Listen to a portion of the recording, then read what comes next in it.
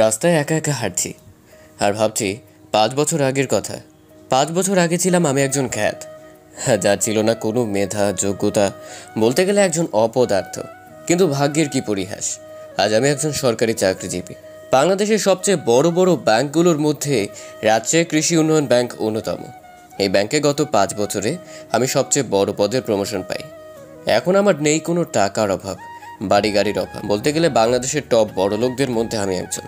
এখন বলবো কিভাবে আমি এত বড়লোক হয়ে উঠলাম। 5 বছর আগে সকালে ঘুম থেকে উঠে আব্বু আম্মুর ঝগড়ার শব্দ শুনতে পাই। আমার আব্বু প্রতিদিন আমাকে নিয়ে মায়ের সাথে ঝগড়া করবে, আজও তাই শুরু করে দিয়েছে। আমি ঘুম থেকে উঠে ফ্রেশ হয়ে নাস্তার টেবিলে গিয়ে বসে পড়ি। আব্বু আমাকে দেখে বেশি কিছু না বলে কাজে চলে গেল। আসলে আব্বু আমাকে কিছুই বলতে পারে, আমার উপরে রাগ মায়ের উপর ঝাড়ে। ও, আপনাদের তো আমার পরিচয়টা দেওয়া হলো না। আমি সাইফুল ইসলাম পারভেজ, বাবা মায়ের একমাত্র সন্তান। বাবা কৃষক, মা গৃহিণী, বলতে গেলে একেবারে সবচেয়ে নিম্নবর্তী পরিবারের ছেলে আমি। এখন গল্পে ফেরা যাক। প্রতিদিনের মতো আব্বু মায়ের সাথে ঝগড়া করে মাঠে চলে গেল। আমি নাস্তা করতে টেবিলে বসে পড়ি। তখন আম্মু বলে, বাবা পারভেজ, তুই কি এরকম হাসি সারা জীবন চলাফেরা করবি? না আম্মু, আমি সিদ্ধান্ত নিয়েছি কালকে থেকে স্কুলে যাব। তুমি আমাকে 570 টাকা ম্যানেজ করে দিতে পারবে? কেন বাবা, তুই এত টাকা কি করবি? তুই জানিস না 500 টাকা হলে আমাদের পরিবারের 3 দিন চলে যায়। জানি আম্মু, আমি টাকা কিছুই করব না। স্কুলের ভর্তি ফি 570 টাকা, তাই বললাম। তুই সত্যি বলছিস বাবা? তুই আবার স্কুলে ভর্তি হবি? হ্যাঁ আম্মু, আমি লেখাপড়া করে বড় হতে চাই, তোমার আর আব্বুর কষ্ট দূর করতে চাই। তাই যেন হয় বাবা। তুই আমাকে 2টা দিন সময় দে, আমি তোকে টাকা ম্যানেজ করে দিব।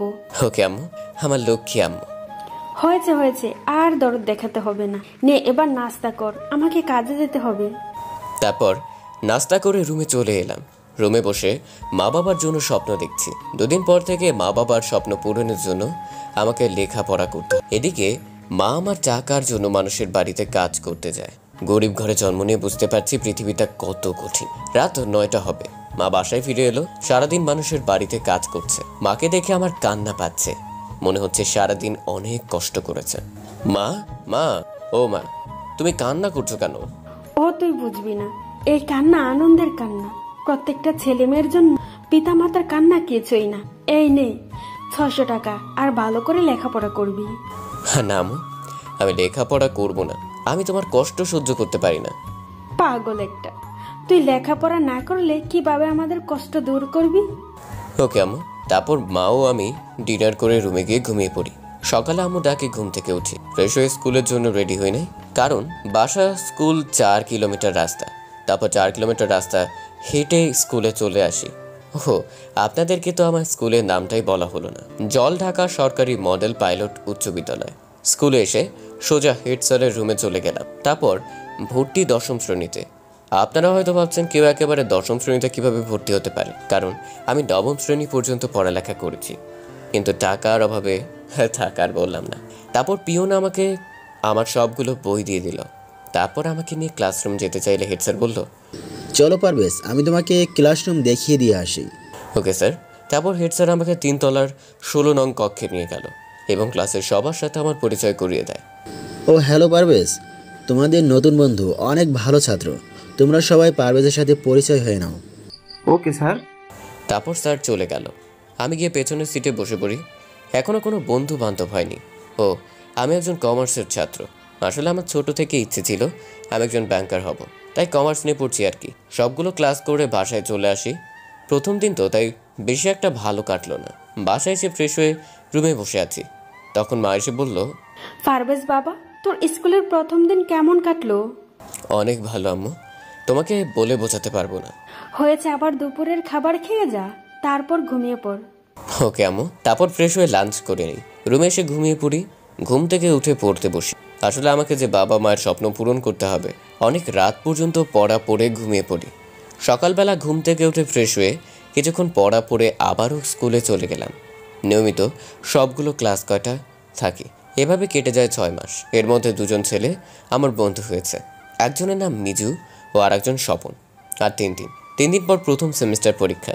তাই স্যার আজকে ক্লাস না করে পরীক্ষার রুটিন দিয়ে গেল। স্যার বলল, এই রুটিন অনুযায়ী তোমাদের প্রথম সেমিস্টার পরীক্ষা নেওয়া হবে। পরীক্ষার ফি 300 টাকা। স্যার আমি একটা কথা বলতে চাই। ওকে, বলো।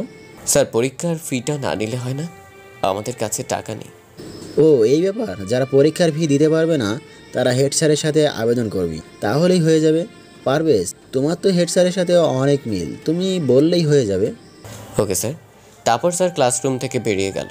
আমিও পরীক্ষার রুটিন খাতায় লিখে নিয়ে বাসায় চলে আসি। ফ্রেশ হয়ে পড়তে বসি, কারণ 3 দিন পর পরীক্ষা। যেভাবেই হোক আমাকে পরীক্ষায় প্রথম হতেই হবে। 3 দিন পর আজকে প্রথম সেমিস্টার পরীক্ষা। সবাই সেজে গুজে নামি দামি পোশাক পরে পরীক্ষা দিতে এসেছি। শুধু আমি প্রতিদিন যে শার্ট গায়ে দিয়ে স্কুলে আসি, আজও সেই শার্ট গায়ে দিয়ে পরীক্ষা দিতে এসেছি। পরীক্ষা রুমে ঢুকতে যাব তখনই একটা মেয়ের সাথে ধাক্কা খেয়ে মেয়েটা মাটিতে পড়ে গেল। মাটি থেকে উঠে মেয়েটা আমাকে বলতে লাগলো, ছোট লোকের বাচ্চা, চোখে দেখতে পাস না? তোর সাহস কি করে হয় আমাকে ধাক্কা দেওয়ার? সরি।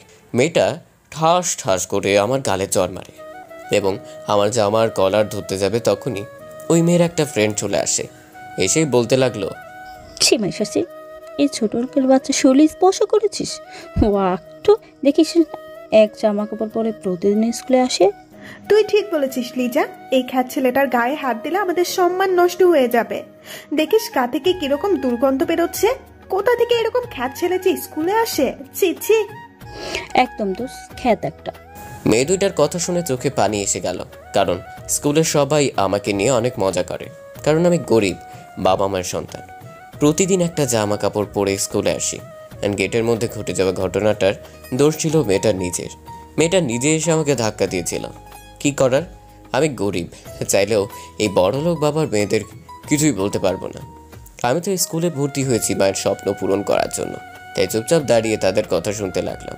মেয়েটা আরও কিছু কথা শুনে পরীক্ষার রুমে চলে গেল। আমিও আমার সিট খুঁজতে লাগলাম। অবশেষে আমার সিটটা পেয়ে গেলাম। আমার পাশে একটা মেয়ে বসে আছে। মেয়েটা দেখতে শুনতে একদম সিনেমার নায়িকার মতো। যে কেউ প্রথম দেখায় ক্রাশ খেয়ে যাবে। আমি আবার এসব কুখাদ্য খাই না। আমি গরিব, একটা খ্যাত ছেলে, স্কুলের সবার মজার পাত্র, তাই সিটে মাথা নিচু করে বসে আছি। তখন আমাদের নীরবতা ভেঙে মেয়েটি বলল, হাই, আমি কানিস। আমি চুপচাপ বসে আছি, কোনো কথা বলার সাহস পাচ্ছি না। তখন মেয়েটি আবারও বলল, হাই, আমি কানিস, আমরা কি ফ্রেন্ড হতে পারি? আমার কোনো রেসপন্স নেই। আসলে মেয়েদের সাথে কথা বলতে আমার ভয় লাগে। মেয়েরা কখন যে কি করে তা বোঝা যায় না। তো বেশ কিছুক্ষণ ভেবে আমি বললাম, হ্যালো, আমি পারভেজ। তাহলে ফ্রেন্ড? আমি চুপচাপ। এই যে মিস্টার, শুধু বন্ধ হতে বলছি, বিয়ে তো করতে বলছি না। আমি কিছুক্ষণ ভেবে মেয়েটার সাথে হাত মিলিয়ে নিলাম। মেয়েটাকে দেখে মনে হলো অনেক বড় লোক, কিন্তু কোনো অহংকার নেই। তখনই ক্লাসরুমে স্যার চলে আসে। এই, তোরা কেউ নকল এনেছিস নাকি? থাকলে এখনই বের কর, ধরা পড়লে কিন্তু খবর আছে। স্যার, ওই খ্যাত ছেলেটা মনে হয় নকল এনেছে। কি বলো মাইশা এসব তুমি? পারভেজকে তুমি চেনো? ও অনেক ভালো ছাত্র, ওর মতো ছেলে নকল করতেই পারে না। তখন মাইশা চুপচাপ নিজের সিটে মাথা নিচু করে বসে পড়ল। এদিকে স্যার পরীক্ষার খাতা দিতে শুরু করলো। আমি পরীক্ষার খাতায় নাম লিখে নিলাম। তারপর স্যার পরীক্ষার প্রশ্ন দিয়ে গেল। পরীক্ষার প্রশ্ন দেখে আমি পুরাই অবাক। সবগুলো প্রশ্নই কমন। আমি নিজ মনে পরীক্ষা দিতে লাগলাম। অবশেষে পরীক্ষার 1 ঘন্টা আগে আমার পরীক্ষা শেষ হয়ে গেল। তারপর কানিসকে কিছু হেল্প করে স্যারকে খাতা জমা দিলাম। আমার খাতা জমা দেওয়া দেখে ক্লাসের সবাই হাসছে, কারণ পরীক্ষার মাত্র 1 ঘন্টা 10 মিনিট শেষ। এর মধ্যে আমার পরীক্ষা শেষ হবে কেউ ভাবতেই পারিনি। তখন স্যার বলল, পারভেজ, তোমার পরীক্ষা শেষ? হ্যাঁ জি স্যার। স্যার বলেছিলাম না ও নকল এনেছে? তা না হলে এত তাড়াতাড়ি কেউ পরীক্ষা শেষ করে দিতে পারে? মাইশার কথা শুনে সবাই জোরে জোরে হাসতে লাগলো। আমি চুপচাপ পরীক্ষার খাতা জমা দিয়ে বাসায় চলে আসলাম। এভাবে সবগুলো পরীক্ষা শেষ, আর একটা পরীক্ষা আছে। আজকে শেষ পরীক্ষা, জীববিজ্ঞান। তাই একটু মনোযোগ সহকারে ভালো করে পড়ে নিলাম। তারপর ফ্রেশ হয়ে স্কুলে চলে গেলাম। স্কুলে আসতেই কানিজ আমাকে দেখে দৌড়ে আমার কাছে চলে আসে। তারপর বলে, হ্যাঁ বন্ধু, কেমন আছিস? হ্যাঁ ভালো রে, তুই? এই তো, আজকে আমাকে একটু দেখাতে হবে, কারণ আমি হিসাব বিজ্ঞানে খুব কাঁচা। দেখাবে কিন্তু। আসলে এই কয়েকদিনে কানিজ আমার সব থেকে বেস্ট ফ্রেন্ড হয়ে ওঠে। তারপরে দুজনে কথা বলতে বলতে ক্লাসরুমে গিয়ে সিটে বসে পড়লাম। আজকের পরীক্ষাটা ভালো করে দিলাম। তারপর বাসায় এসে নিজেই রান্না করে খেলাম, কারণ আম্মু কয়েকদিন যাবত অসুস্থ। তারপর আম্মুকে খাবার খাইয়ে দিলাম। তারপর নিজের রুমে এসে ঘুমিয়ে পড়লাম। এভাবে কেটে গেল স্কুল জীবন। স্কুল জীবনের সব থেকে ভালো বন্ধু হয়ে উঠল কানিজ। 2 মাস হলো এসএসসি পরীক্ষা দিয়েছি, আর কয়েকদিন পর পরীক্ষার রেজাল্ট দিবে। আজকে কানিজ আমাদের বাসায় আমাকে নিতে এসেছে, তার সঙ্গে একটু ঘুরতে হবে, তাই দুজনে গাড়িতে করে ঘুরে বেড়ালাম। অনেক ঘোরাঘুরি করে কানিজ আমাকে নিয়ে একটা শপিং মলে চলে গেল। তারপর আমার জন্য কিছু শপিং করে নিল। তারপর শপিংয়ের ব্যাগগুলো আমাকে দিয়ে বলল, এই নে, এটা তোর জন্য। আমার জন্য মানে? কানিজ, আমি কিন্তু কিছুই বুঝলাম না। তোকে এত সব বুঝতে হবে না, এটা নিয়ে নে। আর নতুন কলেজে এটা পরে কলেজে যাবি। আমি চুপচাপ মাথা নিচু করে দাঁড়িয়ে রইলাম। এই, তোকে বলছি না এটা নে।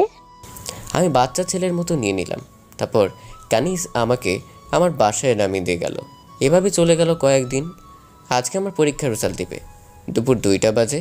তখন স্কুল থেকে হেড স্যার ফোন করে বলে, পারভেজ, তুমি এবার আমাদের সম্মানটা রাখলে। জি স্যার, কিছুই বুঝতে পারলাম না।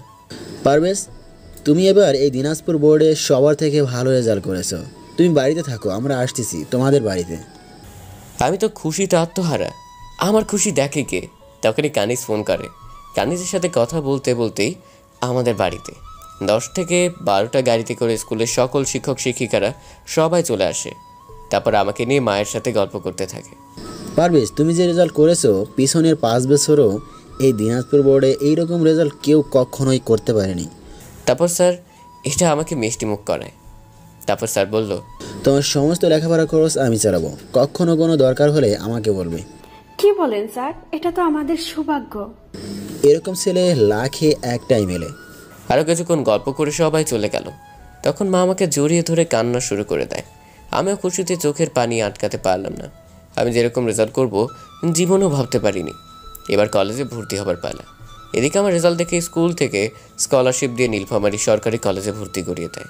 আমাদের গ্রামে আবার রেজাল্ট দেখে অনেকগুলো পরিবার আমাকে টিউশনি করার জন্য আবেদন করে। আমিও মানা করতে পারলাম না। আজকে কলেজের প্রথম দিন। টিউশনি করে কয়েকশত টাকা পকেটে এসেছে। আমাদের বাড়ি থেকে কলেজ 18 কিলো, তা একটা বাসে করে কলেজে যেতে হয়। যাক, কলেজে চলে এলাম। কলেজের গেট দিয়ে ঢুকতে যাব, ঠিক তখনই মাইশাও 4 ফ্রেন্ডরা আমার সামনে এসে দাঁড়ালো আর আমাকে দেখে অনেক মজা করতে লাগলো। আমি মাথা নিচু করে দাঁড়িয়ে আছি আর সব মুখ বুজে সহ্য করছি। তখন আমি, আমাকে যেতে দিন প্লিজ। তুই যাবি যা, কিন্তু তার আগে আমাদের পায়ের জুতাগুলো মুছে দে। আমি পারবো না, এটা নতুন কলেজ। তারপর আজকে কলেজের প্রথম দিন। আমি আপনার পায়ের জুতো মুছে দিতে পারবো না। কু, ছোট লোকের বাচ্চা, আমার মুখে মুখে কথা বলিস? তোর সাহস তো কম না। এই মাইশা, এই ছোট পোলার বাচ্চার পা দুটো ভেঙে দে, তাহলে আর তোর মুখে কথা বলতে পারবে না। ঠিকই বলেছিস দোস্ত, এই ছোট লোকের বাচ্চাটাকে আমি আজকে অপমান করে ছাড়বো। এই সানি ভাই, এদিকে আয় তো একটু। তখন একজন মাস্তান টাইপের ছেলে আমার কাছে আসতে লাগলো। ছেলেটাকে দেখতে যেন অদ্ভুত। ছেলেটির নাম সানি। কিরে মাইশা, কি হয়েছে তোর? আর এই ছেলেটা কে? দেখ না সানি, এই ছোট লোক কুত্তার বাচ্চা আমার মুখে মুখে কথা বলে। কিরে, তুই নাকি মাইশার মুখে মুখে কথা বলছিস? ভাই, আমার কোনো দোষ নাই, সব দোষ মাইশার। কুত্তার বাচ্চা, তোর সাহস কি করে হয় আমার নাম ধরে ডাকার? তা কি বলে ডাকবো? ম্যাডাম বলে ডাকবে, ম্যাডাম। কলেজের প্রথম দিন, তাই কলেজের সকল স্টুডেন্ট আমাদেরকে ঘিরে ধরলো আর আমার উপর হাওয়া অপমান দেখতে লাগলো। আমি চুপচাপ মাথা নিচু করে দাঁড়িয়ে রইলাম। তখন সানি বলল, এই ছেলে, আমি চাই না তুই অপমান হও। মাইশা যা বলে তাই কর, তা না হলে কিন্তু। অপমান করে বলছে অপমান করতে চায় না। এই নে আমার পায়ের জুতো, তোর রুমাল দিয়ে মুছে দে। এলিজা, তোরা সবাই এদিকে আয়। আমি বাধ্য ছেলের মতো কলেজের সকলের সামনে ইচ্ছে না থাকা সত্ত্বেও মাইশার পায়ের জুতো মুছে দিতে লাগলাম। কিন্তু ভুলক্রমে মাইশার পায়ে আমার হাত লাগে। তখন মাইশা, ছোট লোকের বাচ্চা, তোর সাহস কি করে হয় আমার গায়ে টাচ করার?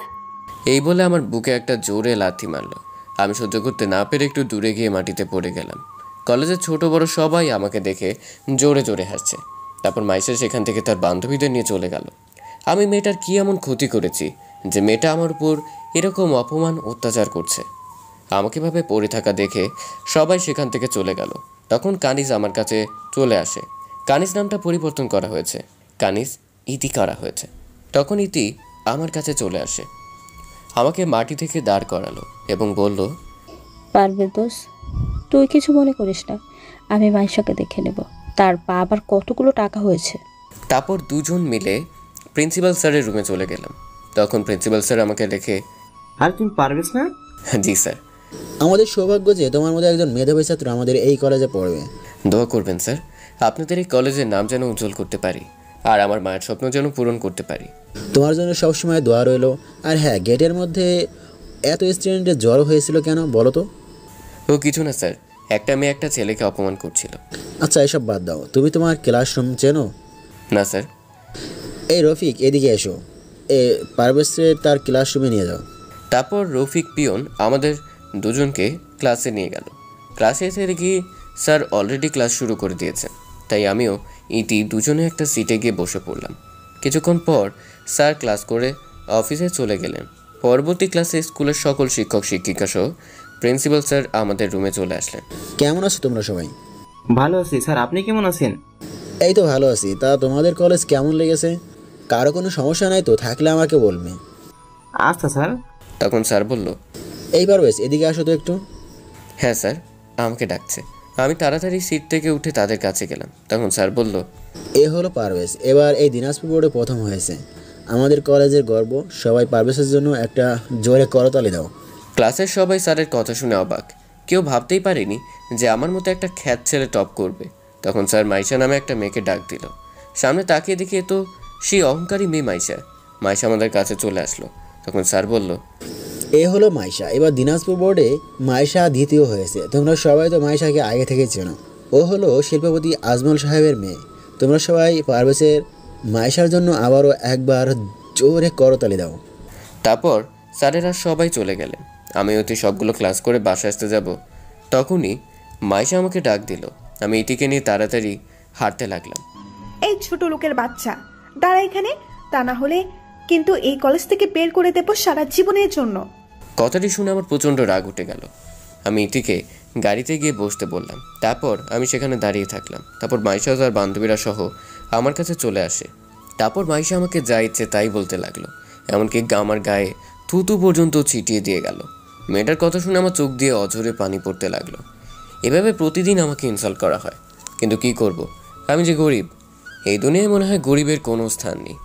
আমি এবার আবার রুমে চলে গেলাম। তারপর ফ্রেশ হয়ে বিছানায় বসে কান্না করতে লাগলাম। তখন আম্মু সাড়া পেয়ে কান্না থামিয়ে বসে থাকলাম। আসলে আমার কষ্ট আমি আম্মুকে জানাতে চাই না, আম্মু জানতে পারলে অনেক কষ্ট পাবে। তারপর আম্মুর সাথে কিছুক্ষণ কথা বলে ঘুমিয়ে পড়লাম। বিকেলবেলা আম্মুর ডাকে ঘুম ভাঙলো। আম্মু ডাকছে, পারভেজ, ও পারভেজ বাবা, তোকে দেখতে একজন মেয়ে এসেছে। কোন মেয়ে আম্মু? তখন ভেতরে আসতে পারি? আমি তো দেখে পুরাই অবাক। আমার মতো গরিবের বাড়িতে বড়লোকের মেয়ে আসবে কখনোই ভাবতে পারিনি। হাতে দেখে অনেকগুলো ব্যাগ। তখন আমি, হ্যাঁ জি, ভেতরে আসুন। এবার আমার রুমে ঢুকে আমার দিকে কয়েকটা ব্যাগ তুলে দিল। এই নে, এটা তোর জন্য। কি এটা? কাল ঈদ, তাই এটা আমি তোকে দিলাম। সরি, আমি কারো কাছ থেকে ভিক্ষা চাই না। আপনি আমার বাসায় এসেছেন, তাই আপনি আমার অতিথি। আমার উচিত আপনাকে অতিথি আপ্যায়ন করা। তখন আম্মুকে চা বানাতে বললাম। তখন আম্মু বলল, বাবা পারভেজ, বাসায় তো চিনি নেই। আমি আনতেছি আম্মু। পকেটে 5টা টাকা ছিল। ভেবেছিলাম রাতে একটা বিস্কুট কিনে খাবো, এখন চিনি আনতে হচ্ছে। তাড়াতাড়ি কাফির দোকান থেকে 5 টাকার চিনি নিয়ে আসলাম। তারপর আম্মু আমাকে চা বানিয়ে দিল। আমি চাটা নিয়ে মাইশার কাছে গেলাম। তখন মাইশা চা হাতে নিয়ে মুখে চুমুক দিতেই, ছি, এটা চা? এই বলে চা সহ চায়ের কাপটা আমার দিকে ছুঁড়ে মারলো। চাগুলো আমার চোখে মুখে ছিঁড়ে ছিটকে পড়ে গেল। ঠাস!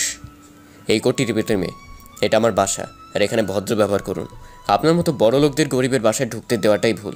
আপনি যে ব্যাগগুলো আমাকে ভিক্ষা দেওয়ার জন্য এনেছিলেন সেটা নিয়ে এক্ষুনি এখান থেকে চলে যান। আর হ্যাঁ, টাকা থাকলে সব কিছু হয় না, ভালো একটা মন লাগে, বুঝেছেন? আর একটু মানুষের সাথে ভালো ব্যবহার করবেন, বুঝেন তো? বুঝেন না। কথাগুলো রাগের লোক নিয়ে নীলিমাকে বললাম। এবার নীলিমা রেগে আমাকে বলল, দেখে নিব তোকে পারভেজের বাচ্চা। ভেবেছিলাম তোর মতো গরিবকে কিছু সাহায্য করে আল্লাহর কাছে পূর্ণ লাভ করতে চাই, কিন্তু টাকার বড় জোর না তোর, তোকে আমি দেখে নিব। কথাগুলো বলে রেগে আগুন হয়ে আমাদের বাড়ি থেকে চলে গেল। আমি নীলিমার দিকে তাকিয়ে থাকলাম। কেমন একটা লাগলেও আমি ভাবতে থাকলাম আমি তো কিছুই করিনি। যাক, মাইশা চলে গেলে পকেটে থাকা রুমালটি বের করে মুখের উপর ছিটকে থাকা চাগুলো মুছতে লাগলাম। তারপর ফ্রেশ হয়ে টিউশনের জন্য বেরিয়ে পড়লাম। যথাসময়ে বাসায় ফিরে এলাম।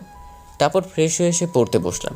আজকে কেন জানি পড়তে মন চাচ্ছে না, তাই বিছানায় শুয়ে পড়লাম আর ভাবতে লাগলাম মেয়েটার সাথে এরকম ব্যবহার করা আমার মোটেও উচিত হয়নি। আমি যতই খারাপ হই, কিন্তু একটা মেয়ের শরীরে হাত দিয়ে খুব জঘন্য একটা কাজ করেছি।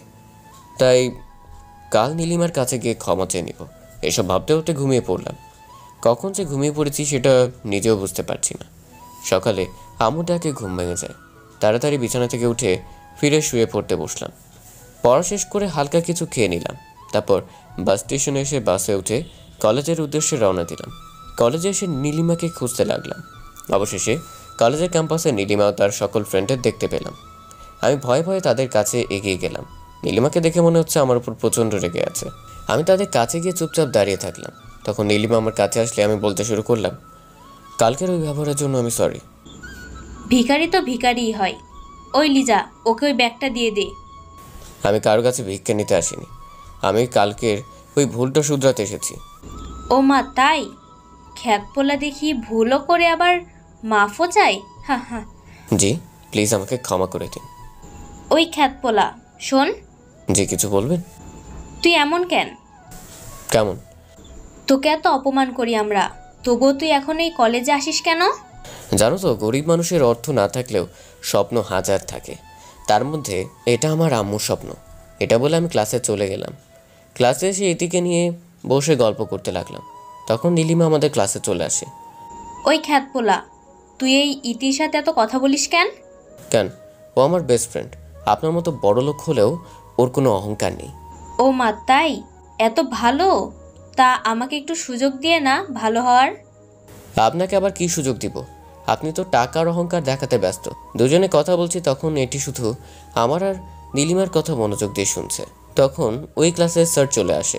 সবগুলো ক্লাস করে বাসায় চলে আসলাম।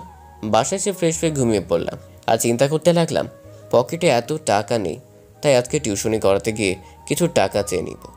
তা না হলে কালকে কলেজে যেতে পারবো না। যথাসময়ে ঘুম থেকে উঠিয়ে টিউশনের জন্য বেরিয়ে পড়লাম। টিউশনি শেষ করে আঙ্কেলকে টাকার কথা বললাম। তখন অঙ্কের 1000 টাকা এনে দিল। তারপর টাকা নিয়ে বাসায় চলে আসলাম। বাসায় সেদিকে অনেকগুলো লোক আমাদের বাসায় বসে আছে। সঙ্গে কিছু মিষ্টিও, আমার জন্য কিছু ফলমূল ও কাপড় নিয়ে এসেছে। আমি তাদেরকে দেখে সালাম দিলাম, আসসালামু আলাইকুম। ওয়ালাইকুম আসসালাম। ওদের মধ্যে আমি একজনের সাথে পরিচিত। উনি হলো জীবন্তরী পাঠশালার প্রতিষ্ঠাতা পরিচালক অফিসার রহমান। তোমার জন্য আমাদের গ্রাম অনেক প্রশংসনীয়। তোমার মতো ছেলে খুঁজে পাওয়া মূল্যবান। তুমি বলো, তুমি ভবিষ্যতে কি হতে চাও? আমরা তোমাকে সাহায্য করার জন্য এসেছি। স্যার, আমি একজন ব্যাংকার হতে চাই। এটা আমার মায়ের স্বপ্ন। তোমাকে আমরা সব রকম সাহায্য করব। তুমি শুধু এসএসসি পাস করো, আমরা তোমার পাশে সবসময় আছি। ওকে স্যার, আপনারা সবাই আমার জন্য দোয়া করবে। তারপর সবাই আমার সাথে কুশল বিনিময় করে চলে গেল। আমি সেখান থেকে ফিরে এসে পড়তে বসলাম। পড়া শেষ করে ডিনার করে নিলাম। তারপর রুমে গিয়ে ঘুমিয়ে পড়লাম। সকালে ঘুম থেকে উঠে ফ্রেশ হয়ে কলেজের জন্য রেডি হয়ে নিলাম। তারপর কলেজে গিয়ে সোজা ক্লাসরুমে বসে ক্লাস করতে লাগলাম। আর একটা ক্লাস আছে, ক্লাস করতে ভালো লাগছে না, তাই ক্যাম্পাসে এসে বসে ইতির সাথে গল্প করতে লাগলাম। তখনই নীলিমা আমাকে ডাক দেয়। জানি না আজকে কী ফাঁদ পেতে রেখেছে, তাই তার কথায় কান না দিয়ে তাড়াতাড়ি উঠে হাঁটতে লাগলাম। তখন নীলিমা বলল, এই খ্যাত পোলা, দাঁড়া এখানে, তা না হলে কিন্তু পা ভেঙে হসপিটালে পাঠিয়ে দিব। মেয়েটার কথা শুনলে প্রচণ্ড রেগে গেলাম। তারপর চুপচাপ সেখানে দাঁড়িয়ে থাকলাম। তখন নীলিমা আমার কাছে এসে, এই খ্যাত পোলা, তোর নামটা কি বললি না যে? জি, আমি পারভেজ। তা আমরা বন্ধু হতে পারি কি? না। কেন? আপনাদের মতো বড় লোক বাবার মেয়েদের সাথে আমাদের মতো গরিব ছেলেদের কখনো বন্ধুত্ব হতে পারে না। কারোর হোক বা না হোক, আমার চাই। সম্ভব না। এটা বলে আমি চলে আসতে লাগলাম। এদিকে সারাদিন মেয়েটা আমার পিছনে ঘুরঘুর করতে লাগলো। সেটা আমি আড়ালে নোটিস করতে লাগলাম। জানি আবার আমার সাথে মজা করবে, তাই বি কেয়ারফুল। আমি কলেজ শেষ করে বাসা আসতে যাব, তখনই নীলিমা তার গাড়ি নিয়ে আমার কাছে এসে আমার হাত ধরে টান দিলাম। তারপর যা হলো তার জন্য আমি মোটেও প্রস্তুত ছিলাম না। তখনই নীলিমা তার গাড়ি নিয়ে আমার কাছে এসে আমার হাত ধরে টান দিতেই আমি মাটিতে পড়ে গেলাম। তখন নীলিমা তার গাড়ি আমার একটা পায়ের উপর দিয়ে নিয়ে যায়। আমি ব্যথাতে চোখ দিয়ে পানি অঝরে বৃষ্টির মতো পড়তে লাগলো। নীলিমার দিকে তাকিয়ে দেখি জোরে জোরে হাসছে। আঙুল দিয়ে ইশারা করতে লাগলো, কেমন লাগে এই নীলিমার সাথে পাঙ্গা দেওয়ার মজা, বুঝো এবার। তখন ইতি আমার কাছে দৌড়ে চলে আসে। তারপর আমাকে ধরে জোরে কান্না শুরু করে দেয়। আমি ব্যথায় কান্না করতে লাগলাম। তখন আরভি ও তার সকল ফ্রেন্ড মিলে আমাকে হাসপাতালে নিয়ে যায়। এদিকে আমার এরকম অবস্থা শুনে আম্মু কান্না করতে করতে হসপিটাল চলে আসে। তখন ডাক্তার আমাকে চিকিৎসা করে বলে আমার পা ভেঙে গেছে, কয়েকদিন সেবা যত্ন নিলে তাড়াতাড়ি সুস্থ হয়ে উঠবে। তারপর আমাকে হসপিটাল থেকে বাসায় নিয়ে আসা হয়। আমার সঙ্গে আরোহীও আমাদের বাসায় থেকে যায়। মেয়েটা সারাদিন আমার সেবা যত্ন করেই চলছে। আমি ভাবতে লাগলাম জীবনে আরোহীর মতো বন্ধু আমি কোথাও দেখিনি। তখন আরোহী আমাকে বলল, পারভেজ, তুমি দেখে নিও আমি ওই নীলিমার হাল কি করি। কি করবি তুই? ও হ্যালো, বড়লোকের মেয়ে, টাকার জোরে সব কিছুই করতে পারে। কেন? আমিও তো বড় লোক, আমার বাবারও তো টাকার অভাব নেই। আমি তো কখনো কাউকে টাকার অহংকার দেখাই না। আরে কিছু নিচু মনের মানুষ আছে যাদের মন বলতে কিছু নেই। বেশ কয়েকদিন পর পারভেজ সুস্থ হয়ে ওঠে, আর এদিকে পারভেজের সেবা করতে করতে আরোহী অসুস্থ হয়ে যায়। পুরো 1 মাস আরোহী ও পারভেজ কলেজে যেতে পারল না। এদিকে কলেজে নীলিমা ভাবতে লাগলো, এই লিজা, সেদিন পারভেজকে এভাবে আঘাত করা আমার উচিত হয়নি। এই ছোট লোক খ্যাত ছেলেটার জন্য তোর এত দরদ হচ্ছে কেন রে? কি জানি, ছেলেটাকে পুরো 1 মাস দেখতে পাইনি। মনে হয় ওই খ্যাত পোলারে আমি ভালোবেসে ফেলেছি। কি বলিস তুই? হ্যাঁ রে দোস্ত। তাহলে এবার কি করবি?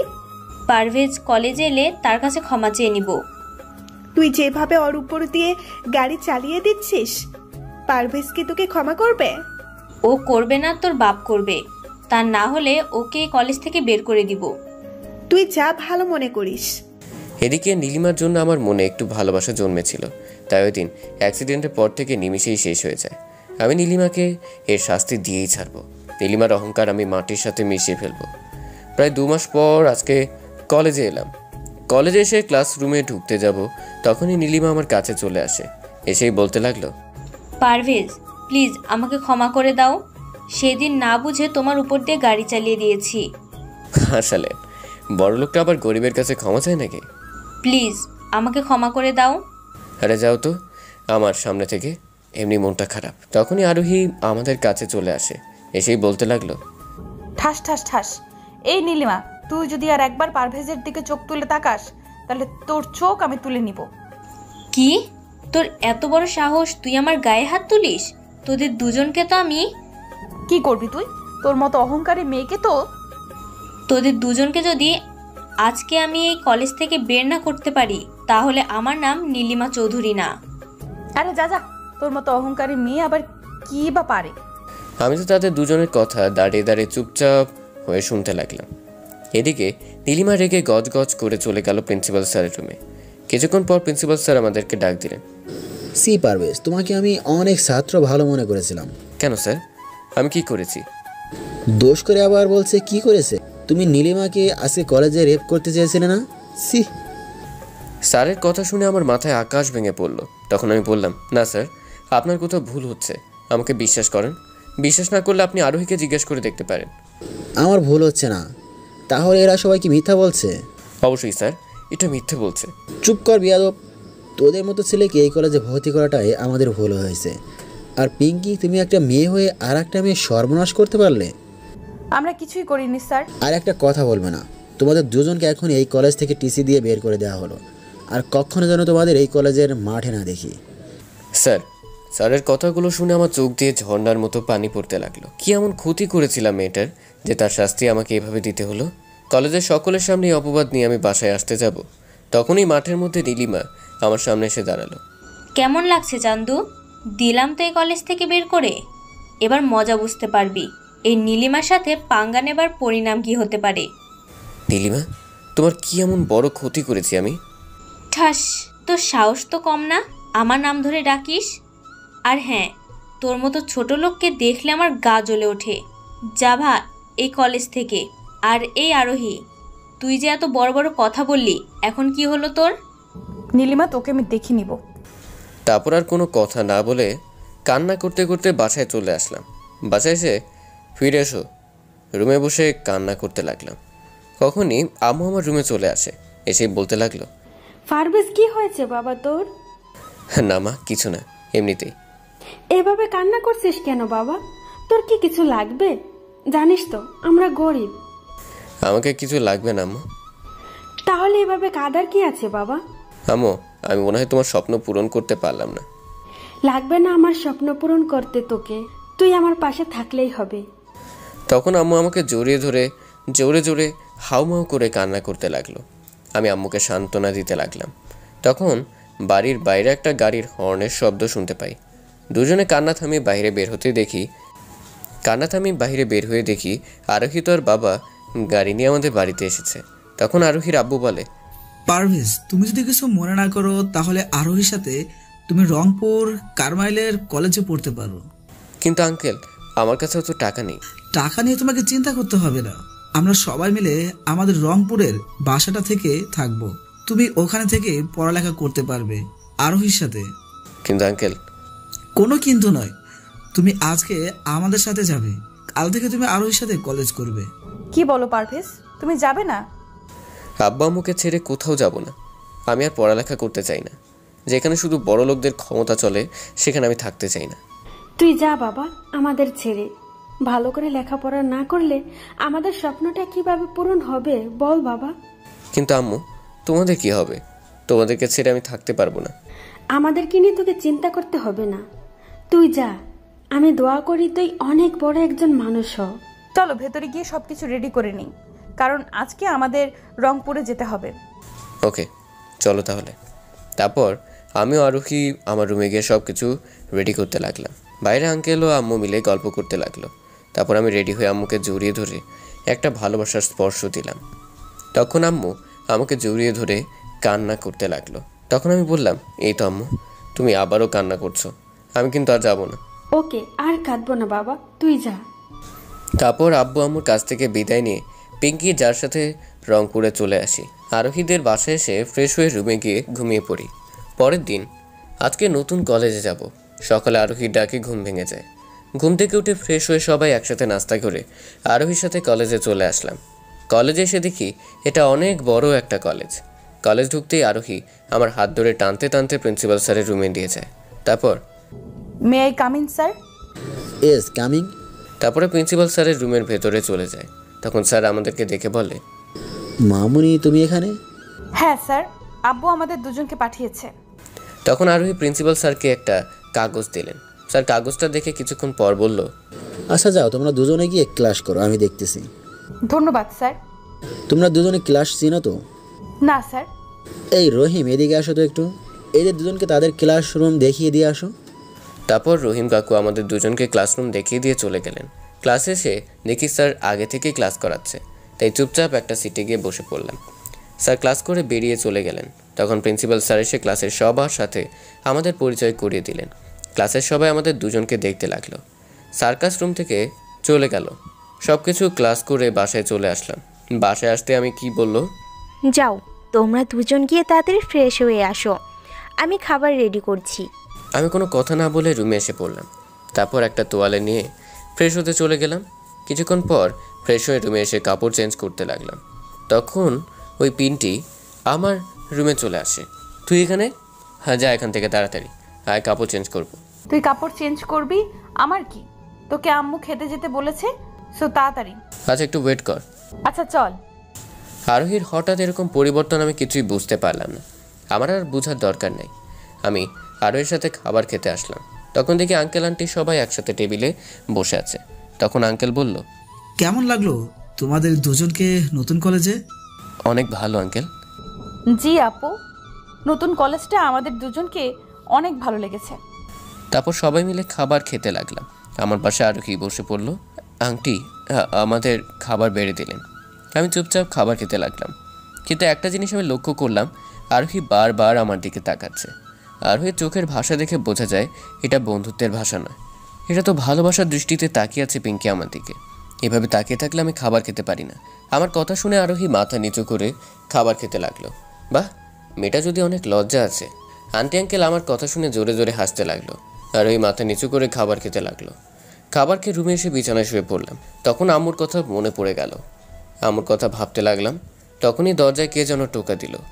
আমি বিছানা থেকে উঠে গিয়ে দরজা খুলে দেখি আরোহী দাঁড়িয়ে আছে। তুই এখানে এসেছিস কেন? এখানে আসলে তোর কোনো সমস্যা? না, সমস্যা হবে কেন? আসলে তোকে একটা কথা বলতে এসেছিলাম। কি বলবি বল। কিভাবে যে বলি, আমার লজ্জা করছে। লজ্জা করলে বলবি না?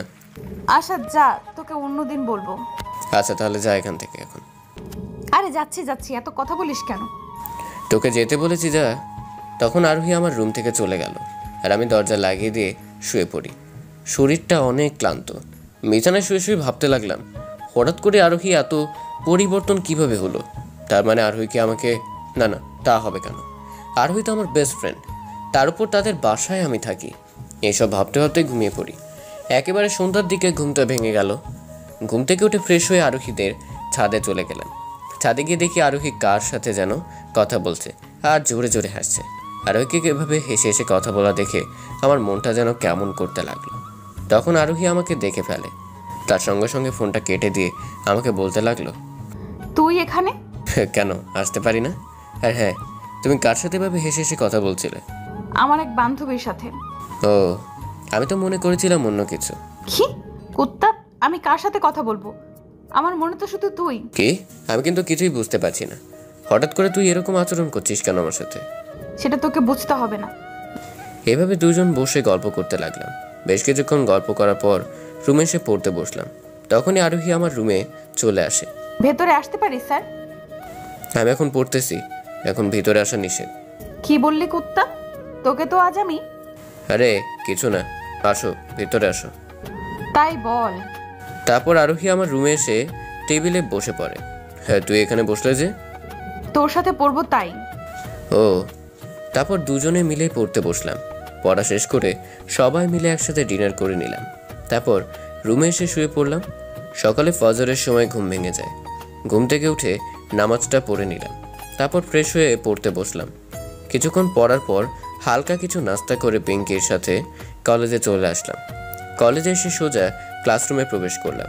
তারপর মাঝামাঝি একটা সিটে গিয়ে বসে পড়লাম। তখনই আমার সিটে একটা ছেলে এসে বসে।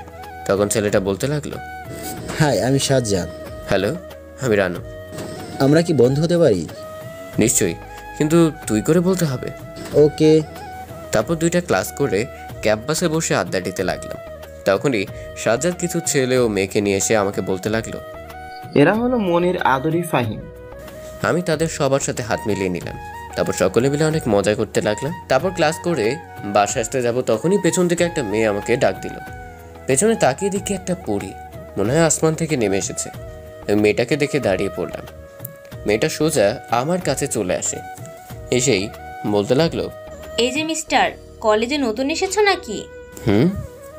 এই জন্যই তো কলেজে বড় আপু আছে, তাদের সম্মান করতে হয়, তা তুমি জানো না? নিশ্চয়ই জানি তো, কিন্তু এখানে বড় আপু কোথায়? কেন, তোমার সামনে। ও আপু, সরি, আমি জানতাম না। It's okay. By the way, তোমার নাম কি? আমি রানু। আপু, আপনার নাম কি? আমি রীতা।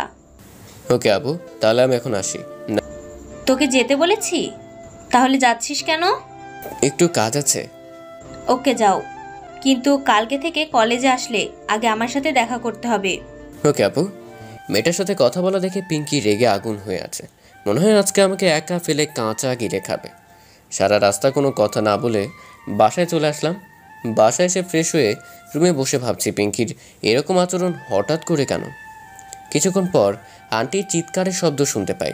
আমি ভয় পেয়ে রুমের বাইরে বের হয়ে দেখি আন্টি চিৎকার করে কান্না করছে। আমি আন্টির কাছে গিয়ে বললাম, আন্টি কি হয়েছে, আর আপনি এভাবে কান্না করছেন কেন? বাবা রানু, দেখ না, পিঙ্কি কলেজ থেকে এসে দরজা লাগিয়ে দিয়ে জোরে জোরে কান্না করছে। কি বলেন? আমি কি এসব? বাবা, তুমি কি পিঙ্কিকে কিছু বলেছো? না আন্টি, আমি তো কিছুই বলিনি। আন্টি আপনি দাঁড়ান, আমি দেখছি। তখন পিঙ্কিকে ডাকতে লাগলাম, কোনো সারা শব্দ নেই। তাই রেগে গিয়ে দরজা ভেঙে ভেতরে প্রবেশ করতে দেখি পিঙ্কি ফ্যানের সাথে ফাঁস টানছে। আমি দেখে তো অবাক। তাড়াতাড়ি পিঙ্কির কাছে গিয়ে একটা জোরে ঠাস করে চর মারি। আমার চরকে পিঙ্কি মাথা নিচু করে কান্না করতে লাগলো। তখনই আমি কি ভিতরে এসে পিঙ্কিকে জড়িয়ে ধরে জোরে জোরে হাওমাও করে কান্না করতে লাগলো। আমি তো অবাক, হঠাৎ করে মেয়েটা এরকম আচরণ করার মানে কি হতে পারে। কিছুক্ষণ পর আন্টি চলে গেলে আমি পিন্টুকে বলতে লাগলাম, তুই বলতে যাচ্ছিস কেন? কুত্তা, তোর জন্য। আমার জন্য মানে? তোকে আমি আবার কি বললাম? সবকিছু করেই বলছে কিছু করেনি। তুই কি কিছুই বুঝিস না? না, আমি কিছুই বুঝতে পারতেছি না। তুই সব কিছু খুলে বলতো আমায়। তাহলে শুনি। তোকে যেদিন আমি প্রথম কলেজে দেখি সেই দিনই তোকে দেখে আমি ক্রাশ খেয়ে যাই। তাই তো সেদিন তোর সাথে বন্ধুত্ব করিনি। তা না হলে তুই কী করে ভাবলি আমার মতো একটা মেয়ে তোর মতো খ্যাত ছেলের সাথে বন্ধুত্ব করবে? কি? আরও আছে, শোন। তোর সাথে নীলার খারাপ ব্যবহার দেখে আমার গা জ্বলে ওঠে। আর আজকে কলেজে ওই মেয়েটার সাথে এত হেসে কথা বলছিস কেন? তুই কি কিছুই বুঝিস না?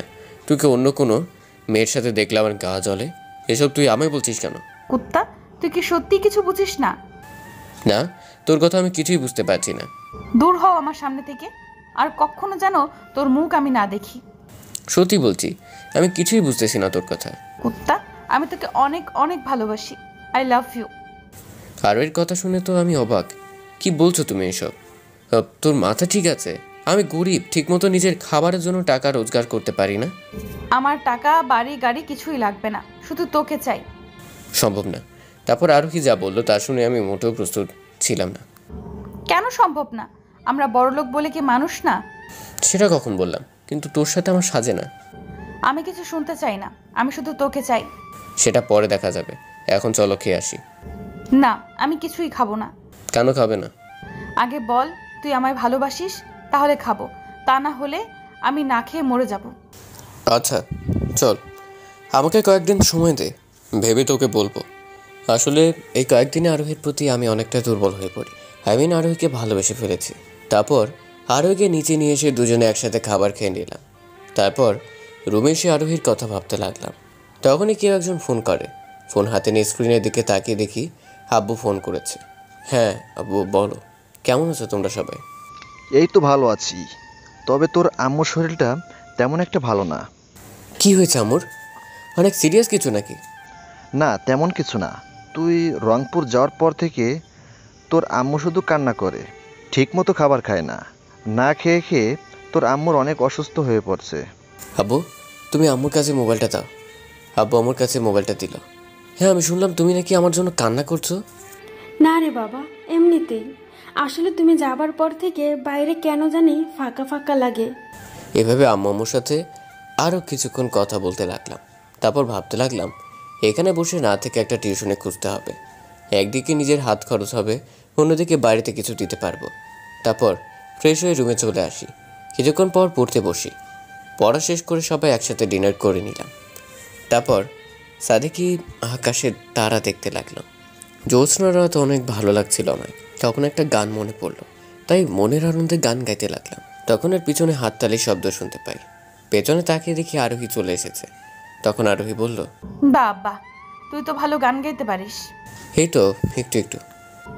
বিয়ের পর কিন্তু প্রতি রাতে আমাকে গান শোনাতে হবে। কি? আরোহী লজ্জা পেয়ে সেখান থেকে চলে গেল। আমিও ছাদে না থেকে নিচে এসে ফ্রেশ হয়ে রুমে গিয়ে শুয়ে পড়লাম। ফজরের সময় ঘুমটা ভেঙে যায়, তাই ঘুম থেকে উঠে নামাজটা আদায় করে নিলাম। তারপর কিছুক্ষণ ব্যায়াম করে পড়তে বসলাম। পড়া শেষ করে হালকা হালকা কিছু নাস্তা করে কলেজে চলে আসলাম। কলেজে আসতেই রীতা আপু আমার কাছে দৌড়ে চলে আসলো। আমি আরোহীর দিকে তাকিয়ে রাগে ফুসছে। তখন রীতা আপু বলল, এই যে মিস্টার, এত সময় লাগে কলেজে আসতে? সে কখন থেকে তোমার জন্য দাঁড়িয়ে আছি। সময় লাগে মানে বুঝলাম না। আমি ঠিক সময় তো এসেছি কলেজে। দেখতে তো পেলাম। তা এই মেয়েটা কে? ওহো ভুলে গেছিলাম। ও হ্যালো, আরোহী আমার বেস্ট ফ্রেন্ড। তাই? শুধুই কি বেস্ট ফ্রেন্ড না অন্য কিছু? শুধু বেস্ট ফ্রেন্ড হবে কেন, আমরা দুজন দুজনকে ভালোবাসি। কি? হ্যাঁ আপু। আরোহীর কথা শুনে আমি 480 ভোল্টের শক খেলাম। যাক, কলেজে ক্লাস করে বাসায় চলে আসলাম। তারপর রুমে গিয়ে ফ্রেশ হয়ে একটা টিউশনে খুঁজতে লাগলাম। বেশ কিছুক্ষণ খোঁজার পর একটা টিউশনি পেয়ে গেলাম। আগামীকাল থেকে টিউশনি করাতে হবে। তারপর একা একা বাসায় চলে আসলাম। বাসায় আসতে সন্ধ্যা হয়ে যায়। বাসায় এসে দেখি আঙ্কেল আন্টি ও আরও কিছু আত্মীয় স্বজন বসে গল্প করছে। আমিও তাদের সাথে গল্প করে ডিনার করে রুমে এসে বসে পড়তে লাগলাম। বেশ ভালো, ইলেকট্রিকের আলোতে পড়তে অনেক ভালো লাগছে। বাইরে লক্ষ্য করলাম আরোহী আমার রুমের পাশে ঘুরঘুর করছে। আমি অন্য কোনো দিকে মনোযোগ না দিয়ে মন লাগিয়ে পড়তে লাগলাম।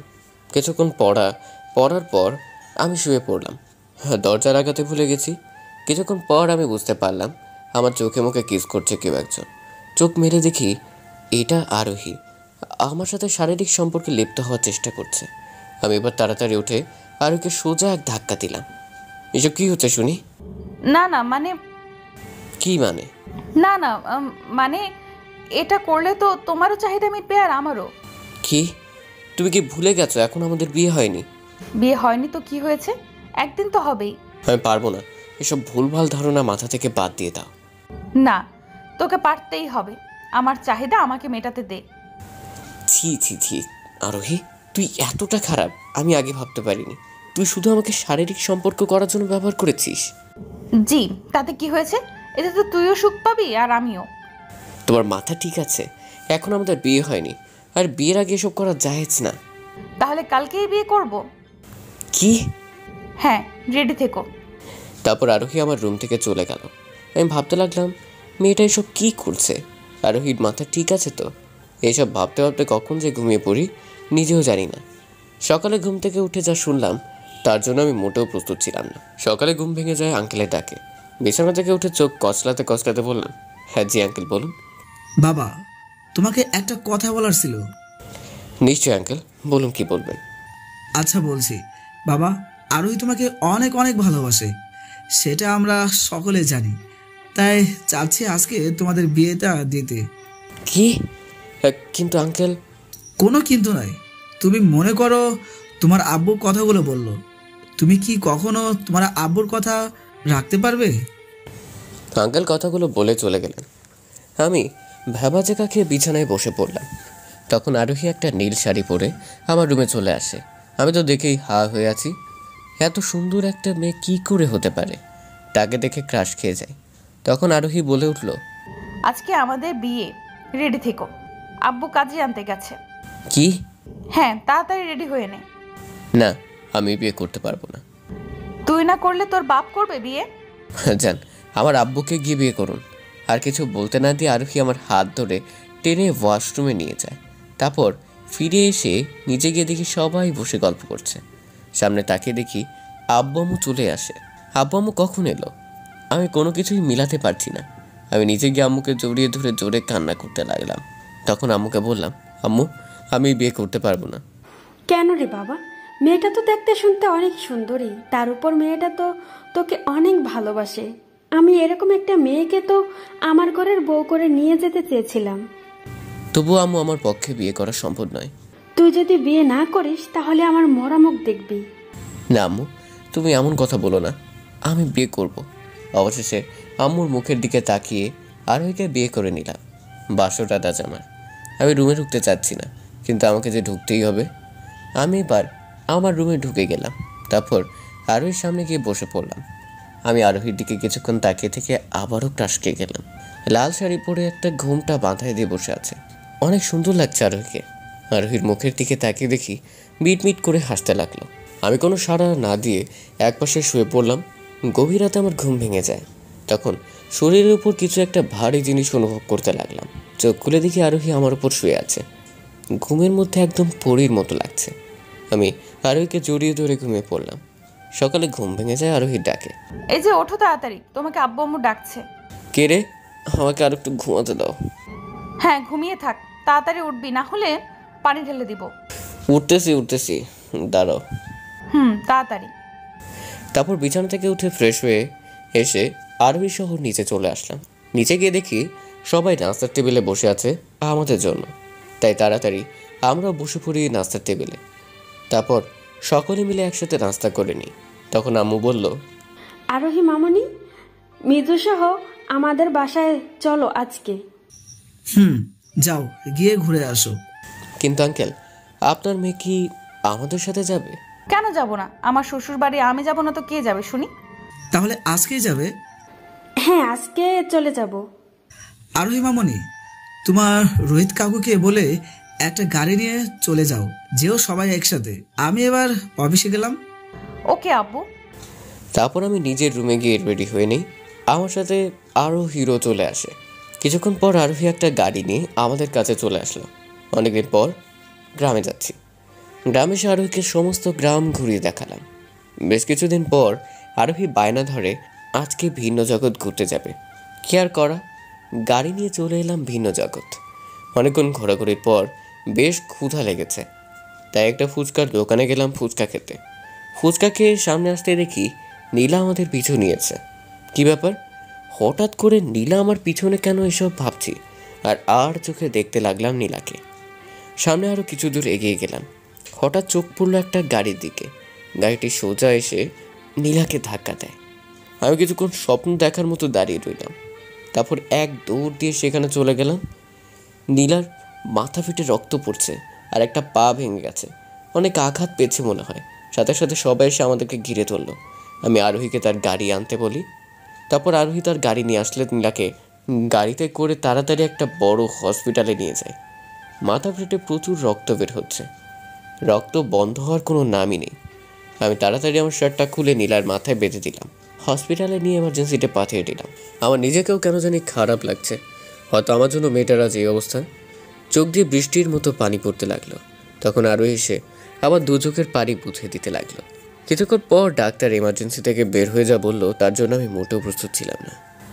কিছুক্ষণ পর ডাক্তার এমার্জেন্সি থেকে বের হয়ে আসলো, এসে বলতে লাগলো, রোগী আপনার কি হয়? জি, ও আমার ফ্রেন্ড। তাহলে তাড়াতাড়ি রোগীর ফ্যামিলিকে খবর দিন, দরকার আছে। ডাক্তার, ও তেমন কাউকে তো আমি চিনি না। কি দরকার আপনি আমাকে বলুন। রোগীর মাথা কেটে অনেক রক্ত বের হয়েছে, তাড়াতাড়ি এ পজিটিভ রক্ত লাগবে।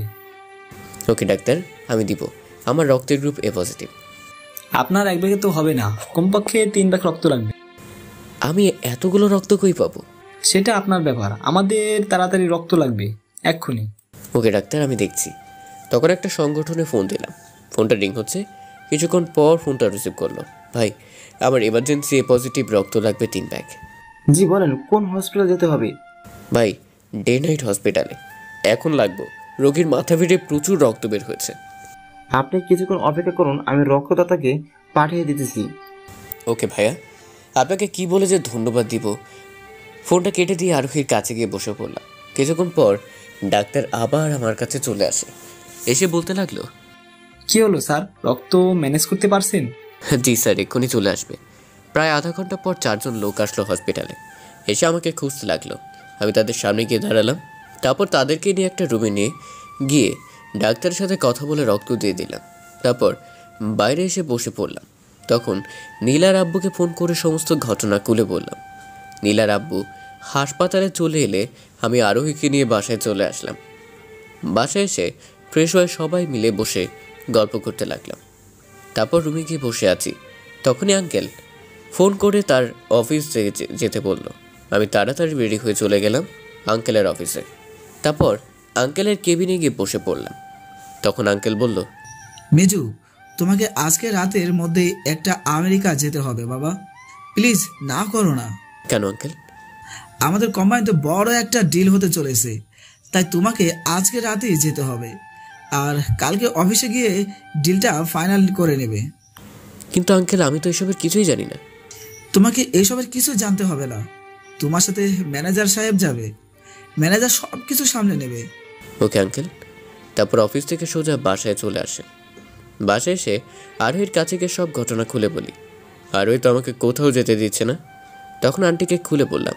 সবাই রাজি হয়ে গেলে সবার কাছ থেকে বিদায় নিয়ে চলে আসি শাহজালাল আন্তর্জাতিক বিমানবন্দরে। আঙ্কেল সব কাগজপত্র ফাইলগুলো রেডি করে রেখেছে, কিছুক্ষণ পর ফ্লাইট ছাড়বে। আঙ্কেলের থেকে সব কিছু বুঝিয়ে নিয়ে ফ্লাইটে উঠে পড়লাম। জীবনের প্রথম কোনো বিমানে বসে কোথাও যাচ্ছি, মনটা খালি ভয়ে কাঁপতে লাগলো। তখন ম্যানেজার সিট বেল্ট ভালো করে লাগাতে বলল। আমি বেল্টটা ভালো করে লাগিয়ে নিলাম। আধা ঘন্টা পর আকাশে কালো মেঘ ভাসতে লাগলো। পাইলটরা সামনের কোনো কিছু দেখতে পাচ্ছে না এবং জোরে জোরে বজ্র চমকাতে লাগলো। ফ্লাইটে সবাই তো ভয়ে অস্থির। কিছুক্ষণ পর প্রচুর হারে বৃষ্টি ও বজ্র শুরু হয়ে যায়। 3 জন পাইলট কার সাথে যেন ফোনে কথা বলতে লাগলো। কিছুক্ষণ পর বিমান আস্তে আস্তে ল্যান্ড করলো। তখনই কিছু একটা বড় জিনিসের সাথে ধাক্কা খেয়ে বিমান উল্টে যায়। আমি সহ আরও অনেকগুলো লোক নিজেকে কন্ট্রোল করতে না পেরে মাটিতে পড়ে গেলাম। তারপর আর কিছু মনে নেই। যখন জ্ঞান ফিরল তখন একটা রুমের ভিতর নিজেকে আবিষ্কার করলাম। আমার পাশে একটা ছোট মেয়ে, এই 7 থেকে 9 বছর বয়স হবে এমন হয়। মেয়েটা কিছু বই নিয়ে পড়ছে। আমার জ্ঞান ফিরে দেখে মেয়েটা কাকে যেন ডাক দিল। কিছুক্ষণ পর 2 জন লোক রুমের ভিতরে প্রবেশ করলো, একজন মহিলা ও একজন পুরুষ। তাদেরকে আমি চিনতে পারলাম না। আমার রুমে প্রবেশ করে আমার কাছে এসে বলতে লাগলো, তোমার এখন কেমন লাগছে বাবা? এই তো একটু ভালো লাগছে, কিন্তু আপনারা কে? আপনাদেরকে তো ঠিক চিনতে পারলাম না। আমি কবির চৌধুরী, এই ব্যাংকের জিএম। আমাকে তুমি আঙ্কেল বলে ডাকো। আমি এখানে কেন? আমার নাম কি? বাবা, তোমার নাম তো আমরা জানি না। তুমি আজ 2 বছর ধরে কোমায় ছিলে। কি? 2 বছর ধরে কোমায়? জি বাবা, একদিন প্রচণ্ড বৃষ্টি পড়ছিল। অফিস থেকে বাসায় আসতে অনেক রাত হয়ে যায়। বাসায় আসার সময় তোমাকে একটা পাহাড়ের পাশে পাই। তোমার মাথা ফেটে গল গল করে রক্ত বের। আমি তোমাকে তাড়াতাড়ি গাইড করে বাসায় নিয়ে আসি। তারপর আঙ্কেল, আমার কিছুই মনে পড়ছে না। যতদিন না কিছু মনে পড়ছে ততদিন কি এখানে থাকতে পারি? নিশ্চয়, আমাদের কোনো ছেলে নেই, আজকে থেকে তুমি আমাদের ছেলে। কি বলছো বাবা তুমি? আমাদের বাসায় থাকবে, এ তো আমাদের সৌভাগ্য। সেই ছোট মেয়েটিকে উদ্দেশ্য করে, আঙ্কেল এই মেয়েটিকে তো চিনতে পারলাম না। মেয়েটি কে? ও ভালো মারিয়া, আমার একমাত্র মেয়ে, এবার ক্লাস 7-এ পড়ে। তখন মেয়েটা আমার কাছে এসে বলল, আজ থেকে তুমি আমার বড় ভাই। আচ্ছা বাবা, তুমি ফ্রেশ হয়ে নাস্তা করে নিও, আমি অফিসে চলে গেলাম। আচ্ছা আঙ্কেল। তারপর আঙ্কেল আন্টি আমার রুম থেকে চলে গেল। আমি ওয়াশরুমে গিয়ে ফ্রেশ হয়ে নিলাম। তারপর রুমে এসে কাপড় চেঞ্জ করতে লাগলাম। তখনই মারিয়া আমার কাছে চলে আসে। মারিয়া এসে আমাকে নিয়ে নিচে চলে যায়। তারপর মারিয়া, আমি, আন্টি সবাই মিলে একসাথে বসে নাস্তা করে নিলাম। আমার মাথাটা যেন প্রচণ্ড ব্যথা করছে। নাস্তার টেবিলে উল্টে পড়ে যায়। বিকালের দিকে চোখ মেলে দেখি ডাক্তার আমার পাশে বসে আছে। মাথাটাও কেন জানি প্রচণ্ড ব্যথা করছে। তাই একটু নড়ে চড়ে উঠে বসে ডাক্তারকে বলতে লাগলাম, ডাক্তার সাহেব আপনি এখানে কেন? তোমার আম্মু আমাকে ফোন করে আসতে বলে, আর সেই 4 ঘন্টা থেকে এখানে বসে আছি তোমার জন্য। কি 4 ঘন্টা আমাকে ডাকতে পারেননি? তোমার আম্মু ডাকতে মানা করেছিল। তখন আন্টি মারিয়াকে নিয়ে রুমের ভেতর চলে আসে। এসে বলতে লাগলো, বাবা এখন কেমন লাগছে তোমার? এই তো আন্টি, একটু ভালো লাগছে, কিন্তু কেন জানি মাথাটা ব্যথা করছে অনেক। ডক্টর সাহেব, আপনি আমার ছেলেকে ভালো করে দেখুন, কি সমস্যা হয়েছে। ওকে, আমি দেখতাছি। তখন ডাক্তার আমাকে চেক আপ করতে লাগলো। মাথাটা প্রচণ্ড ব্যথার কারণে আমি ঠিকমতো বসে থাকতে পারলাম না। তখন আমি ডাক্তারকে বললাম, ডাক্তার সাহেব আমার মাথাটা কেন জানি প্রচণ্ড ব্যথা করছে, আমি আর এখানে বসে থাকতে পারবো না। ওয়েট, আমি দেখতাছি তো কি সমস্যা। তখন ডক্টর আমার মাথায় হাত দিয়ে দেখে আমার মাথায় 38টা সেলাই করা, এবং সেলাইগুলো মাথার মাঝামাঝি জায়গায়। ডাক্তার আমার সমস্ত শরীর পরীক্ষা করে নিল। কোন জায়গায় কোনো সমস্যা নেই, শুধু মাথায় সেলাইয়ের জন্য একটু সমস্যা। এই ব্যাপার, তোমার মাথা তো অনেক জায়গায় কেটে গিয়েছিল, তোমার কি কিছু মনে আছে? ডাক্তার আমার কিছুই মনে পড়ছে না। মাথায় বেশি আঘাত পাওয়ার কারণে তোমার সমস্ত স্মৃতিশক্তি হারিয়ে গেছে মনে হয়। আমি এই ট্যাবলেটগুলো লিখে দিলাম, খেয়ে নিও। ডাক্তার আমার স্মৃতিশক্তি কি কখনো ফিরে আসবে না? সেটা আল্লাহই ভালো জানে। তুমি সব কিছু ধীরে ধীরে মনে করার চেষ্টা করো। তারপর ডাক্তার আমাকে একটা প্রেসক্রিপশন দিয়ে চলে গেল। আমি প্রেসক্রিপশন হাতে নিয়ে বসে থাকলাম। তখন আন্টি বলে উঠল, বাবা তোমার নাম কি কিছু মনে পড়ে? হ্যাঁ না আন্টি, আমার কিছুই মনে নেই। আচ্ছা, আজকের পর থেকে তোমাকে আমরা মাহমুদ বলে ডাকবো, তোমার কি কোনো অসুবিধা হবে? না আন্টি, আমার কোনো অসুবিধা হবে না। প্লিজ বাবা, আমাদেরকে পর ভেবো না, আজকে পর থেকে আমাকে আম্মু বলে ডাকবে। Okay aunty. আবার? আচ্ছা ওকে আম্মু, এবার ঠিক আছে। তারপর আন্টি মারিয়া আমার রুম থেকে চলে গেল। আমি বিছানায় বসে ভাবতে লাগলাম, কে আমি, কি আমার পরিচয়, আর লোকগুলো বাকে, পৃথিবীতে এনাদের মতো লোক আজও বেঁচে আছে, এইসব ভাবতে লাগলাম। তখন মারিয়া আমার রুমে আবার চলে আসে। এসেই বলতে লাগলো, ভাইয়া আম্মু তোমাকে নিচে ডাকতেছে। কেন রে ছোট বোন? কেন আবার? তুমি তো দুপুর থেকে কিছু খাওনি, তাই আম্মু খাবার খেতে ডাকতেছে। ও আচ্ছা, তুই নিচে চলে যা, আমি আসতেছি। তখন মারিয়া নিচে চলে গেল। আমি ওয়াশরুমে গিয়ে ফ্রেশ হয়ে নিচে গিয়ে খাবার খেয়ে নিলাম। তারপর আম্মুকে বললাম, আম্মু আমার কিছু টাকা লাগবে। কি বলছো বাবা, কিছু টাকা কেন? আমাদের তো যা কিছু আছে সবই তোমার। আমার সব কিছু লাগবে না, কিছু টাকা হলেই হবে। এই নাও 50,000 টাকা, তোমার যা লাগে সব কিছু কিনে নিয়ে আসো। ধন্যবাদ আম্মু। ধন্যবাদ দিতে হবে না, তুমি একা একা শহরটাকে ঘুরতে পারবে, তা না হলে মারিয়াকে নিয়ে যেতে পারো। মারিয়া তোমাকে পুরো শহরটা ঘুরে দেখাবে। মারিয়া মামুনি, তোমার ভাইয়াকে পুরো শহরটা ঘুরে দেখাবে তো? নিশ্চয়ই আম্মু। আম্মু, আমি কিন্তু ভাইয়াকে নিয়ে শপিং করতে যাব। তোর যা মন চাই। তারপর আমি নিজের রুমে গিয়ে ফ্রেশ হয়ে নিলাম। তারপর নিচে এসে একটা গাড়ি নিয়ে বের হলাম। মারিয়া আমার সাথেই আছে। মারিয়াকে নিয়ে আগে একটা বড় মেডিসিন দোকানে গিয়ে সবগুলো মেডিসিন কিনে নিলাম। তারপর দুজনে কিছুক্ষণ ঘোরাঘুরি করলাম। তখন মারিয়া বলে, ভাইয়া আমি কিছু শপিং করব। আচ্ছা চলো, ড্রাইভার গাড়ি এখানকার একটা বড় শপিং মলে নিয়ে যাও, আমরা কিছু শপিং করব। তারপর ড্রাইভার গাড়ি চালাতে লাগলো। আমি গাড়িতে বসে মারিয়াকে বলতে লাগলাম, মারিয়া ছোট বোন আমার, এই দেশটার নাম কি? ভাইয়া তুমি কি চোখে দেখতে পারো না? রাস্তার আশেপাশে কতগুলো সাইনবোর্ড। এই দেশটার নাম মালয়েশিয়া। আর হ্যাঁ, আমরা যেখানে আছি এই জায়গাটার নাম কুয়ালামপুর।